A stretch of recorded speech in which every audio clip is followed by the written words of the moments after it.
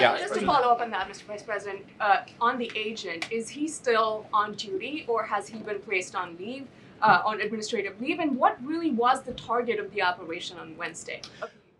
ICE operation on Wednesday? Well, first of all, it was a legitimate law enforcement operation. We were going door to door to try to find criminal illegal aliens and deport them from the United States of America, because if you come to our country illegally in violation of our immigration laws, then we have the mandate, and in fact, we have the legal duty to enforce those immigration laws. Whether he's been placed on administrative leave, I don't know the answer to that question. I'd refer it to the Department of Homeland Security, and they can follow up. I will say, look, I would appreciate everybody saying a prayer for that agent. Look, in the past 6 months, he has been hit twice by a motor vehicle. One time, the first time, it led to over 30 stitches and very serious injuries to his legs. This is a guy who's actually done a very, very important job for the United States of America. He's been assaulted, he's been attacked, he's been injured because of it.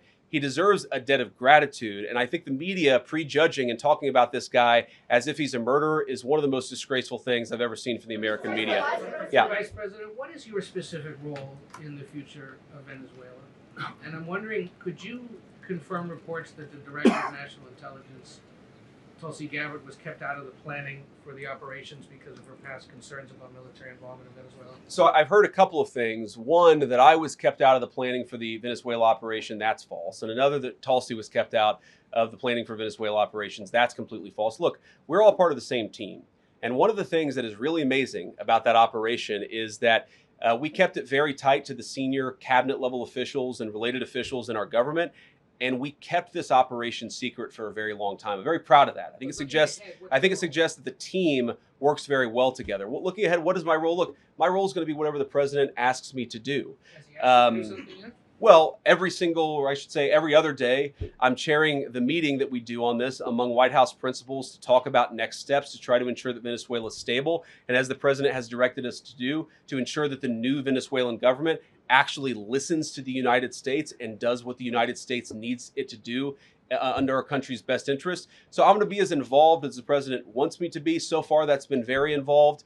And I'll keep on doing that so long as the president asks me to do it. The purple. Yes. Even beyond the War Powers resolution. We'll go purple and then we'll go pink or whatever that is in front. Royal purple. And then beige. All right. Okay. Are there any indications, you talked about the network, are there any indications that the lady who was shot, I know there are different reports from there, her wife said they were new to the area. Are there any indications she may have been a paid agitator, and maybe that there are others that were brought to the area?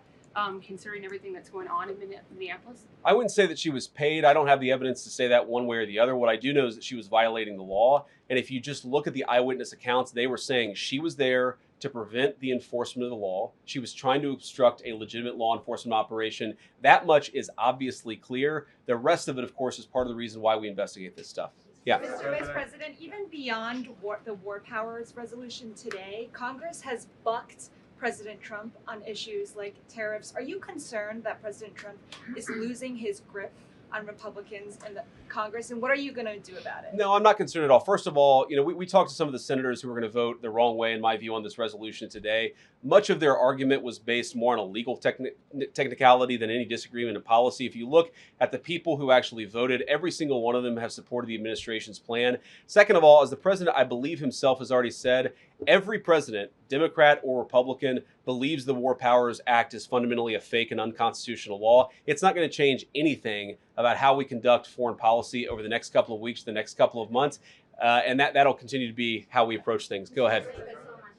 So we are seeing, regarding Iran, we are seeing the protests in Iran these days. The cities are begging for help from the U.S. and Israel, naming streets in the city after President Trump. It seems there is an opportunity here that may not come again. Will the United States stand by the citizens of Iran? And if Israel decides to strike again the nuclear sites in Iran, is the U.S. expected to take part?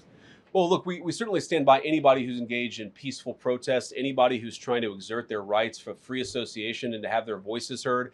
Obviously, the Iranian regime has a lot of problems. And as the President of the United States has said, the smartest thing for them to have done, it was true 2 months ago, it's true today, is for them to actually have a real negotiation with the United States about what we need to see when it comes to their nuclear program. I'll let the president speak to what we're going to do in the future, but we certainly stand with anybody across the world, including the Iranian people who are advocating for their rights.